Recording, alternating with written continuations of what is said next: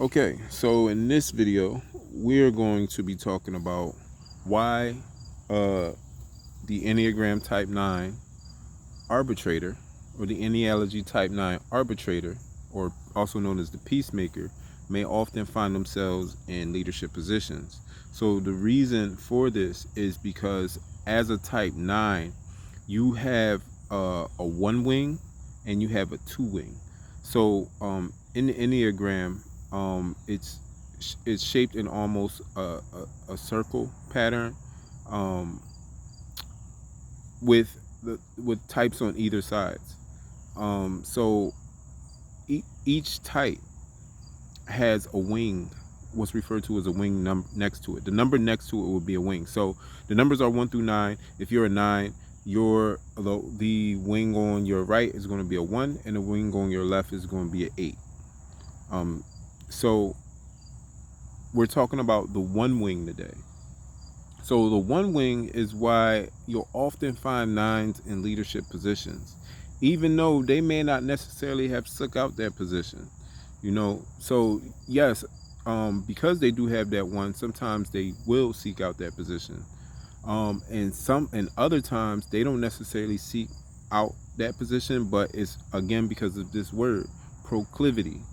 So proclivity is basically your motivation, your natural motivation, or what you have a tendency towards. So because you have that one wing, you have a tendency towards leadership. You naturally are a leader. It's not like something that you necessarily do. And because of that, you're often, sometimes involuntarily, now, I'm not saying people can make you do something you don't want to do, but you'll oftentimes be suggested for leadership positions. You'll oftentimes be kind of pushed almost into leadership positions, not necessarily um, because of what you do, but it's who you are. You know what I'm saying? So people naturally see you as a leader. I I'm just going. So I'm a Type 9, and just this one specific story. Now this has happened plenty of times, but this was the first time I kind of seen it. Um, and it's even deeper than that because I was the first child born as well. So like by me being the oldest, I'm literally born into position.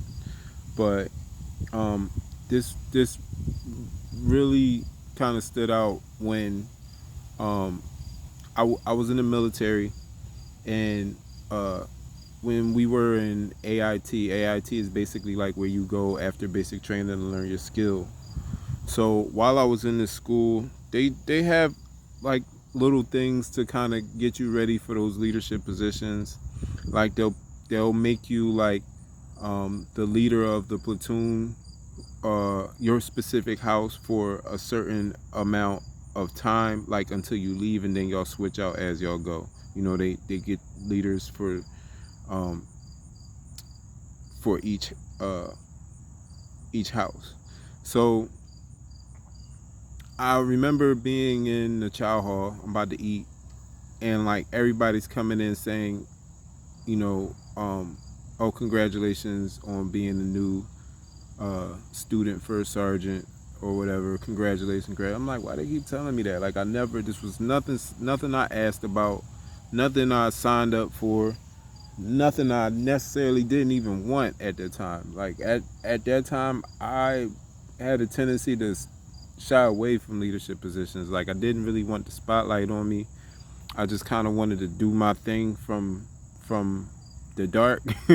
Like I kind of wanted to be the behind the scenes guy that made moves that nobody necessarily knew made moves, but moves was getting made. I wanted to be that guy. So anytime I was kind of like pushing those positions, I didn't really want them. So he kept telling me that, and I'm just like, man, I don't know what y'all talking about. And then finally, they pulled me in the office. The actual first sergeant pulls me in the office with me and another female, because they was actually gonna she was actually gonna be the student first sergeant, and he chose me um to do it. And that was kind of when I was just like, man, like I didn't, that's I was like, how did I how did I just get something that I didn't ask for as a leader? Like what, like, you, because you're naturally a leader, you don't see yourself doing leadership things. It's almost like somebody who's, I heard this in the uh, class I'm learning. Like, if you're wealthy, you don't know what wealth is because you've never been poor or you've never not had wealth. So it's the same way, because, and this is with all paths, because you're naturally an arbitrator, you're naturally an altruist, a helper, you're naturally a nine, a arbitrator, someone who mediates situation. You're naturally an eight, a potentate, a boss, an executive. You're naturally a six, uh, a allegiant, someone who's loyal, someone who pretty much gets along with almost anybody. I think six was the number that doesn't have an enemy. You know what I mean? The five, the analyst, you're naturally analyst. You don't. Other people might say like, man, this analyst is really good at dissecting things and getting to the bottom of things. But to them, it's just like, man, this is, I've been doing this since the day I was born. So because of that, you'll often be put into positions that you don't necessarily ask for, but it's because of who you are. And then maybe are positions that you ask for because that's what you want. You know what I mean? So just making this video so that anyone who's a type 9 who may wonder like, man, how do I always end up in these leadership positions, or why you might notice that a type 9 is, you'll see a lot of leadership positions with type 9s. That's because of that one. A lot of times it's because of that influence from that one wing, the sun, the originator, the reformer, the leader.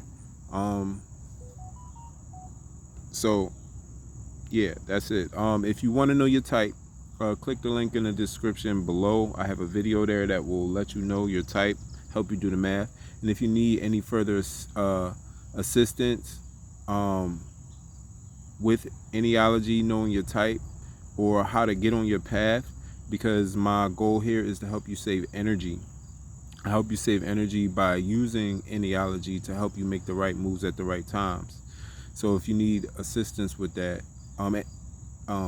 you can. My email address is also in the description box below.